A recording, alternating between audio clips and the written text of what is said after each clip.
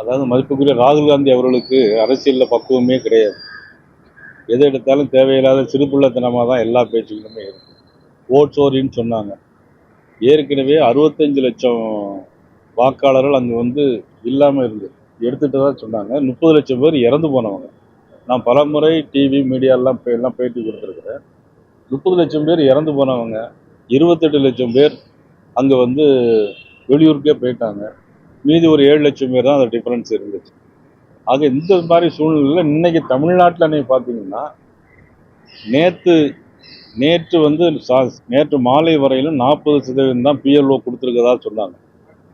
ஆனால் இரவோடு இரவாக எங்கிருந்தோ உத்தரவு வந்து இன்னைக்கு காலையில் 100% எல்லாம் முடிச்சிட்டோம் அப்படிங்கிற மாதிரி ஒரு தகவல் வந்தது. ஆக தமிழ்நாட்டில் தான் இன்னைக்கு பயந்து போய் இன்னைக்கு அவசரமாக இன்னைக்கு பிஎல்ஓக்களுடைய வேலைகளை வந்து முடுக்கி விட்டு தேவையில்லாத விஷயங்களை தமிழ்நாட்டில் பண்ணிட்டு இருக்காங்க. பீகாரில் வந்து இன்னைக்கு நம்மளுடைய முதலமைச்சர் கூட இன்னைக்கு போயிருந்தாங்க பிரச்சாரத்துக்கு. ஆனால் மக்கள் இன்னைக்கு அகில இந்திய அளவில் பாரத பிரதமர் நரேந்திர மோடி அவருடைய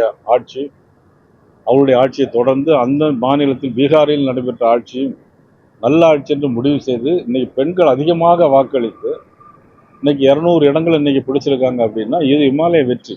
இதே வெற்றி தமிழகத்திலும் நிச்சயமாக தொடரும். அடிமைத்தனம் திமுகவில் மட்டும்தானே இருக்கு, எங்கள்கிட்ட எங்க அடிமைத்தனம் இருக்கு? நேற்று ஒரு தலைவர் இருந்தார், இன்னைக்கு நான் ஒரு தலைவர் வந்திருக்கேன், நாளைக்கு இன்னொரு தலைவர் வருவார்.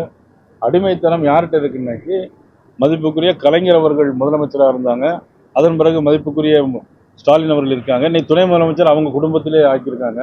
இவங்களை தவிர மதிப்புக்குரிய யார் சொன்னாலும் அடிமைன்னு சொல்றாங்கல்ல, அவங்கள்ட்ட ஒரு வார்த்தை கேளுங்க. இவங்களை தவிர வேற முதலமைச்சர் வேட்பாளர் யாரையும் அறிவிக்க முடியுமா அப்படின்னு மட்டும் கேளுங்க. அப்போ அடிமைத்தனம் எங்க இருக்குங்கிறது தெரியும்.